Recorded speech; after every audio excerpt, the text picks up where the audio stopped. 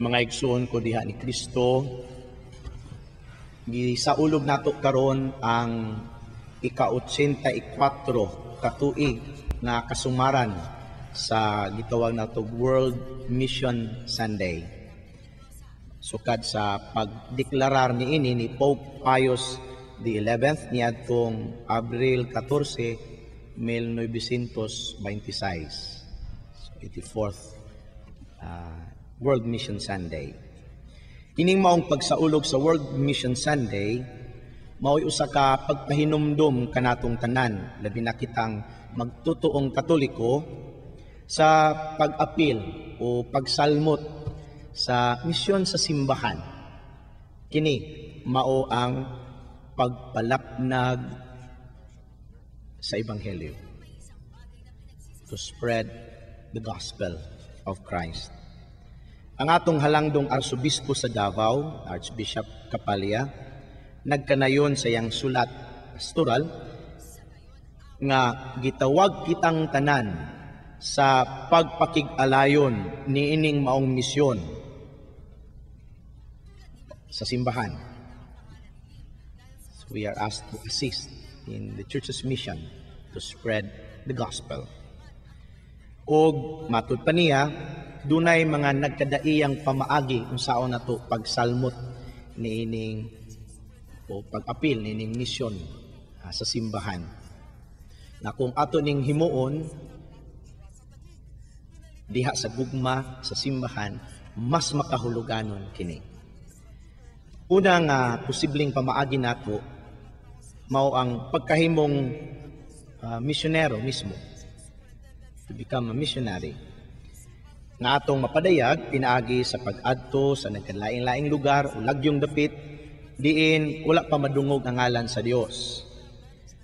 Ug doon na natay mga kaigsuunan na nakahimo niini. Gani ang atong monetary contribution, ang atong collection nga mapahitabo karon World Mission Sunday alang kanila.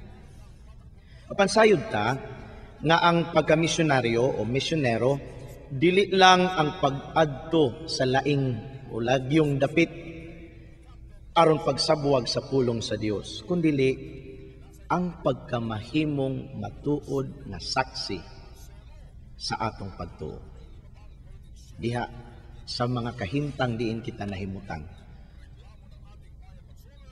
Kung nahimo mahimo kong misyonero isip ginikanan, mahimo kong misyonero isip nagtrabaho nining particular nga institution, mahimo kong misyonero diha sa pagka-media man, diha sa nagtrabaho ko sa television. Sa latod na pagkasulti, ang atong pagka-misyonero pwede natong mapadayag diha sa mga kahimtang din kita nahimutan. Pinaagi sa pagpadayag sa atong pagtuo diha niining kinabuhi nga atong nahimutangan karon.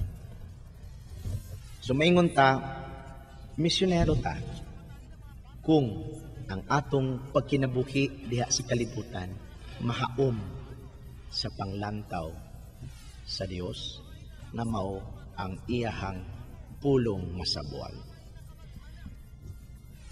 Laing paagi sa atong pagpakig-alayon sa misyon sa simbahan, mao ang paglambigit sa atong mga kalisod o kasakitan diha sa mga pag-antos ni Kristo. So, joining our pains and sufferings with that of Christ. Lain pagayod na paagi mao ang pagpakita nato sa mga konkretong pagsuporta sa mga misyonero dito sa lagyong dapit. Pinagi sa atong pagpuasa, fasting, pagsakripisyo, self-sacrifice, contribution, amot, monetary contribution. And last but not the least, atong pag-ampo. Paghalad sa atong mga pag-ampo, labi na, alang niya tumitahan silang kaugalingon, misakripisyo silang kaugalingon, aron masabuwag ang pulong sa Dios.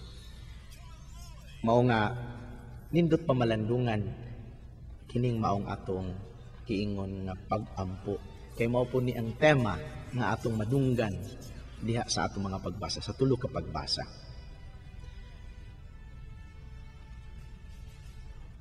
Labi na, makitaan siguro nato ang mga realidad sa atong pag-ampo.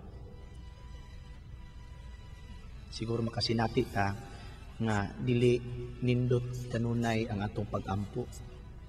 Usahay ang atong pag-ampo murag walay gana. Usahay atong pag-ampo walay dasig. Usahay gani atong pag-ampo ordinary lang balik-balik. Nindot atong tan-awon daw ang mga pagbasa nga nagpadayag nini nagkadai ang realidad sa atong pag-ampo. Una, posible nga misinati ta og kakapoy sa atong pag-ampo. Usahay mo sinati ta og walay lami iampo, walay gana iampo. Kung magrabihan mo ni gitawag daw og spiritual burnout. Kung magrabi-grabi gyud spiritual dehydration. Mura mauga na. Sa atong unang pagbasa, nadungog nato nga si Moises miisa sa iyang bukton nga naggunit sa sungkod nga gihatag sa Dios aron nga mabuntog nila ang Amerikanhon nga misulong sa mga Israelita. Isa niya sa atong nadunggan na kung ubos siya mapildi, kung itaas daog na pod ang Israelita.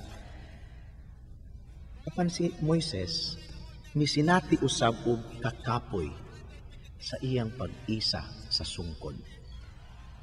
Kining nasinati nga kakapoy ni Moises, muhulagway usab sa atong kasinatian nga usahay unta dili kanunay.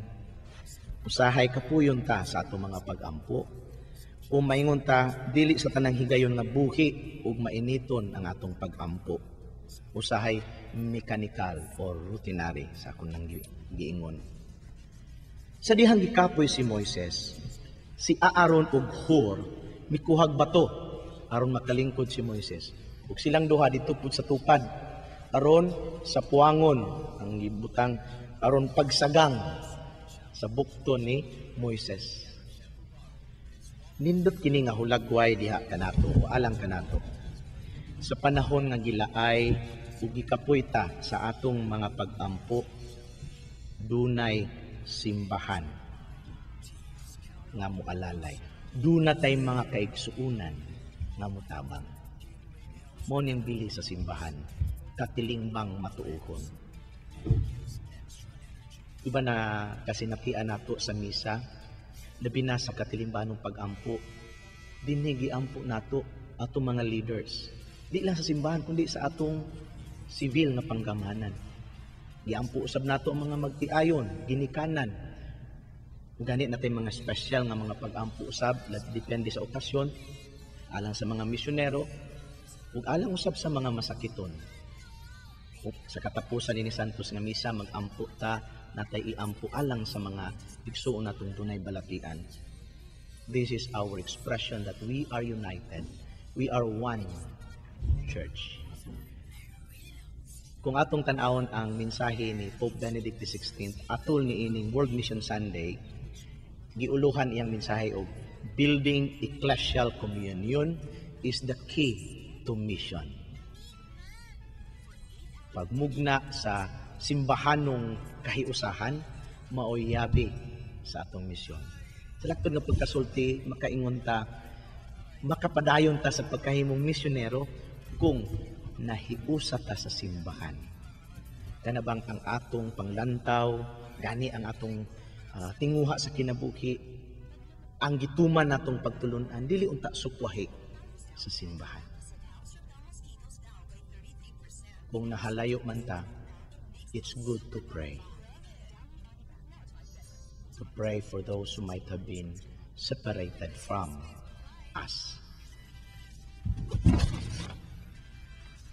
Makaingon ta ngang pag-ampo sa uban, mao'y usa ka sa mga nakahatag o kalig-on nato sa pagpuyo sa atong kinabuhi ug kita usab makaampo ngadto kanila. Ikaduhang posibleng realidad sa atong pag-ampo mao nga dili kay usahay wala kay gana mo ampo. Dili lang kay usahay kundi wala nay kahulugan iampo. Hinaot nga wala na nahitabo nato. Pero pipila sa itong mga igsoon, ni undang nag-ampo. way lamik, kundi wa bitaw gidungog gyapon akong pagampo. Nawala ang maampuong kinabuhi. Daghan posibleng hinungdan, pero usa sa mga hinungdan mao nga kita nahilayo sa pagtulunan sa Dios. Posible na nga maulaw na ta muampo muduol sa Ginoo kay posible ang atong kinabuhi halayo na sa pagtulunan sa Dios. Posible nga gani gituyo na nato nga di na maminaw sa pagtulunan sa Dios nga gihatag sa simbahan. Ngunit na lang kumuampo, way pili ang pagampo. Mao nga diha sa ato ikaduhang pagbasa sa sulat ni San Pablo ngadto kang Timoteo, dunay nindot kayo nga mga pulong ingon si San Pablo. Ang tibuok kasulatan gisulat uban sa lamdag gikan sa Dios ug mapuslanon kini alang sa pagtudlo sa kamatuoran, sa pagbadlong, sa pagsaway ug sa pagtudlo unsaon pagkinabuhing matarong. Sa katapusan atong lidunggan daniha, badlunga, dasiga ug tudloi nga mapailubon ang mga tao. Sa laktod nga pagkasulti, kung murag nawala na nagyuday ang kinabuhing mainampuon, dunay sugyot, dunay stimulus na mobalik bala ang kasulatan. Basaha ang bala ang kasulatan. Tuuhi. Unta, makatun kita kanunay sa pagmahal o pagtuman sa pulong sa Diyos, dili lang sa letra, kundi sa diwa sa maong pulong. Pananglit, ang sugo sa ayaw pagpatay. Nagalang ko po ni sa dili pagpatay sa kinabuhi na sasabakan sa inahan from the moment of conception. Wala man gibutang sa balang kasulatan, do not commit abortion. Pero kabaluta nga apil ni sa maong sugo ayaw pagpatay. Sa katapusan, doon na mga higayon nga kung dili mahatag ang atong giampo, mawad ang tagpaglaom. Ug dili na lang tamo padayon og ampo. Ginoo, gikubala naman niya akong tuhod o ginampo, wa pa man mahatag niya akong gipangayo, di na lang ko muampo. Undang na lang ko, nawad ang tagpaglaom. Diya sa Ebanghelyo, gisaysay ni Jesus, ang usa ka sambingay may tungod sa usa ka byuda nga gipaminaw sa daotang huwes o maghuhukom tungod sa pagpunay niya hangyo niining maong daotang maghuhukom. Paminaw siya kay basig maubsan siya pailog. Wala kay naluoy siya. Dunay duha ka butang nga angay nato hinumduman. Una, ang Ginoo dili susama niya tong maghuhukom nga gikapoy ug paminaw sa byuda. Ang Ginoo di gyud kapuyon ug paminaw nato. Posible pa hinuon kita'y kapuyon. Pero ang Ginoo way kapoy na maminaw sa iyang mga anak. Ikaduha, dili ta sama sa byuda nga walay bili alang niadtong maghuhukom. Kundili kitang tanan anak sa Dios nga bililhon sa iyang mga mata. Pero siguro mangutan ta ngano man nga sa itong mga pag-ampo, dili man tanan ihatag. Siguro na uban, nahatag dayon. Inig-ampo, pila ka seconds, abot dayon. Pero na uban, dugay pa kaayo. Hangtod gani karon, wa pag ihatag. Nga naman, doon na yung sa ka-writers, Father Albert Silvicki or Silwicki, na siya libro, ang title, His Words Resounds. Ya din himong libro, gilatid niya ang posibleng hinungdan. Ingkog posible kay ay nakabaluta sa huna-huna sa Ginoo. Pero sa pagpamalandong, mao ni ang napamalandungan na posibleng tulo ka rason nganong murag nalangan ang pagtubag sa Ginoo. Una, aron pagpaklaro sa atong tumong o intensyon. God may choose to delay in answering our prayers so as to purify our intentions. Kining atong giampo, mabagyod ka ni ang atong gitinguha sa kasing-kasing. Basig ato ning giampo tungod sa garbo o kahakog. Purifying our intention. Second, aron pagpakusog sa atong tinguha. Our Heavenly Father may postpone the answer to our request in order to intensify our desire.